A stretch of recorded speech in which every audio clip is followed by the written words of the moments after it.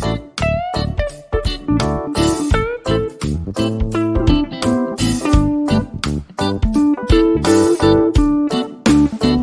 Everyone, management मंत्रा के इस video में आप पढ़ेंगे रिसर्च प्रॉब्लम फॉर्मुलेशन। तो नेक्स्ट आप देखते हैं कि इससे रिलेटेड कौन कौन से टॉपिक आप इस वीडियो में पढ़ने वाले हैं। तो फर्स्ट आता है what is research problem.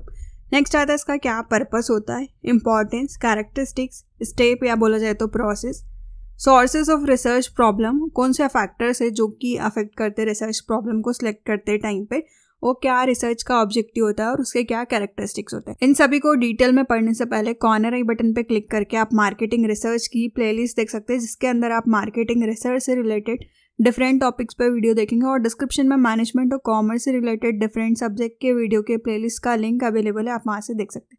Video अच्छा लगे तो प्लीज़ लाइक कीजिए, चैनल को सब्सक्राइब कीजिए और कमेंट कीजिए। और किसी टॉपिक पर वीडियो चाहिए तो आप कमेंट कर सकते हैं। तो फर्स्ट हम देखते हैं कि रिसर्च प्रॉब्लम एक स्टेटमेंट होते हैं या फिर एरिया ऑफ कंसर्न, कंडीशन जिसको कि हम इम्प्रूव कर सकते हैं। कुछ डिफ़िकल्टी आ रही है उसको हमको हटाना है। कुछ क्वेश्चन होता है जिसका आंसर चाहिए होता है, कुछ स्कॉलर, लिटरेचर, थ्योरी या प्रैक्टिकल पॉइंट ऑफ व्यू के लिए, ताकि वो मीनिंगफुली किसी भी इन्वेस्टिगेशन को समझ सके। इसीलिए रिसर्च प्रॉब्लम को देखा जाता है। एक सोशल साइंस डिसिप्लिन की तरह हम रिसर्च प्रॉब्लम को देखते हैं कि किस फॉर्म का क्वेश्चन है, किस टाइप की रिसर्च प्रॉब्लम है और उसको हम कैसे जो भी प्रेजेंट चीज़ें उससे सॉल्व कर सकते हैं या नहीं, तो हमको रिसर्च करने की ज़रूरत है। तो नेक्स्ट आता है व्हाट इज़ रिसर्च प्रॉब्लम। ये कोई भी क्वेश्चन हो सकता है जिसका कि हमको आंसर चाहिए होता है। कोई एजम्पशन हो सकती है, कोई स्टेटमेंट हो सकता है, कोई चैलेंजेस हो सकते हैं, कुछ इन्वेस्टिगेशन करना है, उसके लिए हम रिसर्च प्रॉब्लम को देखते हैं। मतलब हमारी क्या प्रॉब्लम है जिसका हमको आंसर चाहिए, कि क्या रिलेशनशिप होता है डिसेंट्रलाइजेशन एंड प्रोडक्टिविटी के लेवल के बीच में। तो ये हमारी रिसर्च प्रॉब्लम का क्वेश्चन हो सकता है। नेक्स्ट क्वेश्चन है what are the effect of TV programme in child behaviour. Childrens पे टीवी का क्या इफेक्ट आ रहा है। तो एक रिसर्च प्रॉब्लम है जिसका कि हमको सॉल्यूशन चाहिए, कि हम जानना चाहते हैं कि एक्चुअली में उसका क्या इफेक्ट आ रहा है। नेक्स्ट आता है एजम्पशन। ये एवरेज एज कितने मेल स्टूडेंट है किसी भी क्लास में और कितने फीमेल स्टूडेंट से ज़्यादा है। मतलब कुछ एजम्पशन हम हाइपोथेसिस मान के चलते हैं कि क्या रिजल्ट्स हो सकते हैं। एक टोटल परसेंट 60% फीमेल हो सकती है, 30% मेल हो सकते हैं। तो हम इस तरीके से कुछ एजम्पशंस मान लेते हैं।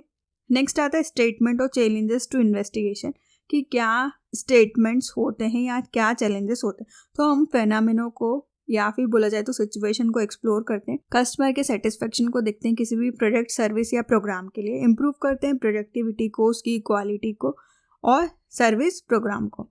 तो नेक्स्ट आता है कि क्या पर्पस होता है रिसर्च प्रॉब्लम का। तो इसमें हम इंट्रोड्यूस करते हैं कि रीडर को क्या इंपॉर्टेंट टॉपिक है जिस पे स्टडी करनी है, रीडर का क्या ओरिएंटेशन है, क्या सिग्निफिकेंट है स्टडी का। तो रिसर्च क्वेश्चन में आप हाइपोथेसिस को फॉलो करते हैं। नेक्स्ट आता है प्लेस करते हैं हम प्रॉब्लम को पर्टिकुलरली कॉन्टेक्स्ट में, ताकि हम डिफाइन कर सकें क्या पैरामीटर्स है और उन पैरामीटर्स पे क्या इन्वेस्टिगेशंस करनी। ये आपको फ्रेमवर्क प्रोवाइड करता है रिजल्ट से रिलेटेड, जो कि इंडिकेट करता है कि जब भी हम स्टडी करवाएंगे तो हमको क्या फाइंड करना है, क्या इन्फॉर्मेशन हमारे पास प्रेजेंट है और किन इन्फॉर्मेशन को हमको और एक्सप्लोर करने की जरूरत है। नेक्स्ट आता है कि क्या इंपॉर्टेंस होते हैं रिसर्च प्रॉब्लम के। तो हम रिसर्च प्रॉब्लम को फॉर्मुलेट करने से पहले हम इंपॉर्टेंटली रिसर्च की प्रोसेस को देखते हैं। मतलब हमको कहीं पे जाना है, अगर रिसर्च करनी है तो हमको पता होना चाहिए कि हमको किस बारे में करनी है, क्या आंसर चाहिए। फॉर एग्जाम्पल कि अगर आपको कहीं ट्रेवल करने जाना है, घूमने जाना है, कश्मीर जाना है, तो आपको पता होना चाहिए कि आपको कौन कौन सी प्लेसेस देखनी है, कितने बजट में हो जाएगा। तो आप पहले क्या करते हैं, कहीं जाने से पहले उसके बारे में सारी इन्फॉर्मेशन लेते हैं। वैसे ही रिसर्च प्रॉब्लम में होता है कि हम रिसर्च करने से पहले रिसर्च की प्रॉब्लम को जान। तो इसमें अगर अब्सेंस होता है रिसर्च प्रॉब्लम का, तो आप क्लियरली इकोनॉमिक प्लान को पॉसिबल तरीके से नहीं चला सकते। इसलिए जरूरी होता है कि रिसर्च करने से पहले आप पूरी प्लानिंग करें। तो रिसर्च प्रॉब्लम फाउंडेशन होता है किसी भी बिल्डिंग का। किस टाइप की रिसर्च आप कर रहे हैं डिपेंड करता है फाउंडेशन पे, कि किस तरीके से आपने डिजाइन किया है, क्या प्लान आपने बनाया है, जिसके अकॉर्डिंग आप रिसर्च कर सकते हैं। अकॉर्डिंग टू कार्गिलर, कि जब भी आप किसी भी प्रॉब्लम को सॉल्व करना चाहते हैं तो जनरली होता है कि पहले आप प्रॉब्लम को समझें, फिर देखें कि प्रॉब्लम का क्या लार्ज पार्ट है जिसको कि आपको समझना है या जिसको कि आपको सॉल्व करना है। नेक्स्ट आता है आइडेंटिफिकेशन ऑफ रिसर्च प्रॉब्लम। जब भी आप रिसर्च का टॉपिक देखते हैं स्पेसिफिक एकेडमिक पेपर के लिए, तो आपको क्लियरली रिसर्च प्रॉब्लम को आइडेंटिफाई करना है ताकि आप जान सके कि किस इशू के बारे में आपको रिसर्च पेपर में बताना है। ये हमेशा सिंपल नहीं होता कि आप स्टूडेंट से कि कुछ फील्ड के बारे में देख लें, पर आपको बहुत सारी थिंकिंग एक्सप्लोर करना पड़ता है, स्टडी करना पड़ता है, तब जाके आपको क्लियर आइडिया आता है कि क्या रिसर्च का क्वेश्चन है जिसके बारे में आप आंसर करना चाहते हैं। नेक्स्ट आता है कि क्या कैरेक्टरिस्टिक्स होते हैं रिसर्च प्रॉब्लम के। तो फर्स्ट ये रिफ्लेक्ट करता है कि क्या इंपॉर्टेंट इश्यूज है या उसकी क्या नीड है। ये बेसिक फैक्चुअल एविडेंस पे बेस्ड होता है, आपको मैनेजेबल और रिलेवेंट बताता है कि आपको पूरी रिसर्च किस तरीके से करनी है। ये सजेस्ट करता है कि आप टेस्ट कर सके, मीनिंगफुल हाइपोथेसिस को देख सके। नेक्स्ट आता है कि क्या स्टेप्स होती है रिसर्च प्रॉब्लम के फॉर्मुलेशन में। तो इसमें 7 स्टेप्स होती है। फर्स्ट है आइडेंटिफाई ब्रॉड फील्ड, फिर सेकंड है distract the sub area, select interested sub area, raise research question, formulate objective, assess objective और डबल चेक। अब इन सभी को हम डिटेल में देखते हैं। तो steps in formulating research problem में, तो इसमें फर्स्ट आता है आइडेंटिफाई ब्रॉड फील्ड। कोई भी ग्रेट आइडिया सोचने से पहले सब्जेक्ट एरिया में आपका इंटरेस्ट होना चाहिए। अगर आप इंटरेस्ट लेंगे उस पर्टिकुलर फील्ड में, तो आप उस एरिया को अच्छी तरीके से जान सकते हैं।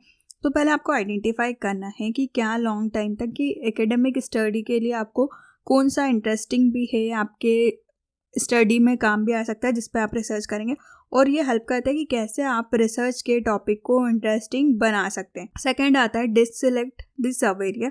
इस स्टेज में रिसर्चर को नीड होती है कि वो जो भी है उसने ब्रॉड एरिया दिया। फॉर एग्जांपल, आपको सोशल मीडिया से रिलेटेड किसी टॉपिक पर रिसर्च करनी है, तो आपको उसमें से पर्टिकुलर टॉपिक को देखना है कि आपको कौन कौन से सोशल मीडिया इंटरेस्टिंग लगती हैं, किस पे आप रिसर्च करना चाहते हैं, क्या चीज़ जानना चाहते हैं। तो यहाँ पे आप सब एरिया को चूज करते हैं।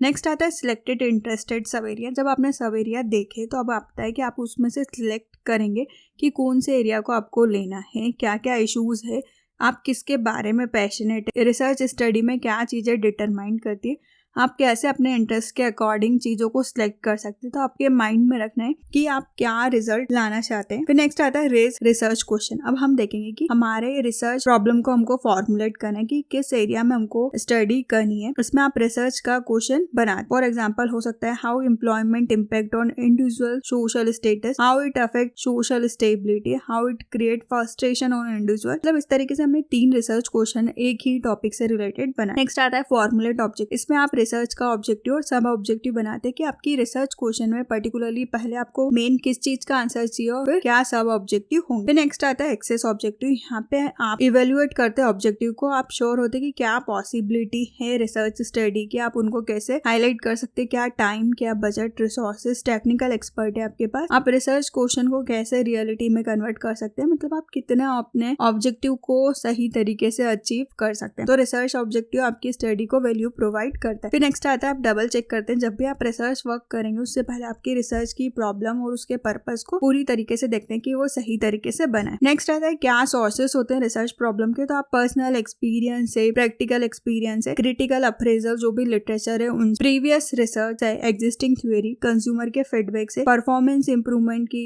एक्टिविटीज से, social issue, brainstorming, intuition, explore to field situation हो, कंसल्टिंग एक्सपर्ट। ये बहुत सारे सोर्सेस है जहाँ से कि आप रिसर्च की प्रॉब्लम को जान सकते हैं, मतलब किस बारे में आपको रिसर्च करनी है। नेक्स्ट आता है एस्पेक्ट्स ऑफ रिसर्च प्रॉब्लम कि कौन कौन से एस्पेक्ट्स या कौन कौन से फैक्टर्स होते हैं। तो 4 मेन इंपॉर्टेंट होते हैं, पीपल, प्रॉब्लम, प्रोग्राम और फेनोमेना। पीपल जिसमें कि हम इंडिविजुअल, ऑर्गेनाइजेशन, ग्रुप या फिर कम्युनिटी पे रिसर्च कर सकते हैं, आपको प्रोवाइड करते हैं कि क्या आपको इन्फॉर्मेशन चाहिए। फिर सेकंड आता है प्रॉब्लम, कोई भी इशू, सिचुएशन, किसी की नीड हो सकती है, पॉपुलेशन की, उनकी प्रोफाइल, ये सब रिलेटेड होता है। नेक्स्ट होता है प्रोग्राम जिसमें होता है content, structure, outcome, attribute, satisfaction, consumer और सर्विस प्रोवाइडर। फिर आता है फेनोमेना, इसमें आप देखते हैं कॉज एंड इफेक्ट रिलेशनशिप को स्टडी ऑफ फेनोमेना के साथ। नेक्स्ट आता है कि consideration in selecting a research problem कि कौन से फैक्टर्स आपको सिलेक्ट करते टाइम पे ध्यान रखना है। फर्स्ट है इंटरेस्ट कि आप पर्टिकुलरली किस टॉपिक में इंटरेस्ट लेते हैं, उससे रिलेटेड ही आप टॉपिक को सिलेक्ट करें ताकि आप उसके बारे में और अच्छी तरीके से रिसर्च कर सकें। सेकंड आता है मैग्नीट्यूड, आपके पास सफिशिएंट नॉलेज होना चाहिए रिसर्च की प्रोसेस का ताकि आप विजुअलाइज कर सकें क्या कंप्लीट पर्पस है उस टॉपिक का। नेक्स्ट आता है मेजरमेंट ऑफ कॉन्सेप्ट, ये आप यूज करते कि आप स्टडी करें क्या क्लियर इंडिकेटर है मेजरमेंट के बारे में, क्या कॉन्सेप्ट है रिसर्च प्रॉब्लम का और आप किस चीज को मेजर करना चाहते हैं। नेक्स्ट आता है लेवल ऑफ एक्सपर्टाइज, क्या टास्क है आप अलाउ करते हैं, कौन से फैक्ट है जिनके बारे में आप स्टडी करते, किन चीजों में आपका एक्सपर्ट हो, किस पे आप अच्छी तरीके से काम कर सकते हैं। फिर नेक्स्ट आता है रिलीवेंसी। आप रिलेटेड सब्जेक्ट को प्रोफेशनल तरीके से जिसके बारे में आपको नॉलेज है, जहाँ पे कंटेंट की गैप होती है, आप उसके बारे में रिसर्च कर। नेक्स्ट आता है अवेलेबिलिटी ऑफ डेटा। ये टॉपिक रिक्वायर होता है कि आपको कलेक्ट करना है क्या क्या डेटा ऑलरेडी उसके बारे में अवेलेबल है। क्लाइंट के रिकॉर्ड हो सकते हैं, सेंसेक्स हो सकता है, पब्लिकेशंस में कुछ पब्लिश रिपोर्ट हो सकती है, तो आपको उनको देखना है। फिर नेक्स्ट आता है एथिकल इशू। ये सिचुएशन में आप देखते हैं क्या टॉपिक किस सेंसिटिव इशू से आप डील करते हैं, उसके इश्यूज को वो आपकी स्टडी पॉपुलेशन को कैसे अफेक्ट करता है, क्या एथिकल प्रॉब्लम है और आप उनसे कैसे ओवरकम कर सकते हैं। फिर नेक्स्ट आता है रिसर्च का ऑब्जेक्टिव। ऑब्जेक्टिव गोल होता है कि आप सेट करें स्टडी के लिए। ऑब्जेक्टिव इन्फॉर्म करता है रीडर को कि क्या करना है आपको, आप उसको क्लियरली और स्पेसिफाई करें कि आप रिसर्च क्यों कर रहे हो, क्यों इंपॉर्टेंट है। तो ऑब्जेक्टिव 2 टाइप के होते हैं, मेन और सब। अब इन दोनों को देखते हैं। मेन ऑब्जेक्टिव जो ओवरऑल स्टेटमेंट का ट्रस्ट होता है स्टडी का, ये स्टेटमेंट मेन एसोसिएट होता है कि आपका क्या रिलेशनशिप है, आप क्या डिस्कवर करना चाहते। सेकंड आता है सब ऑब्जेक्टिव। जो मेन ऑब्जेक्टिव है उसी से रिलेटेड आप और भी चीजें या और चीजों के बारे में आंसर ला सकते हो उस स्टडी में। फिर नेक्स्ट आता है क्या कैरेक्टरिस्टिक्स होते हैं ऑब्जेक्टिव के। Objective clear, complete, specific, identify करना है कौन सा मेन वेरिएबल है उसका और क्या उनके डायरेक्ट रिलेशनशिप है। तो ये ऑब्जेक्टिव होना चाहिए किसी भी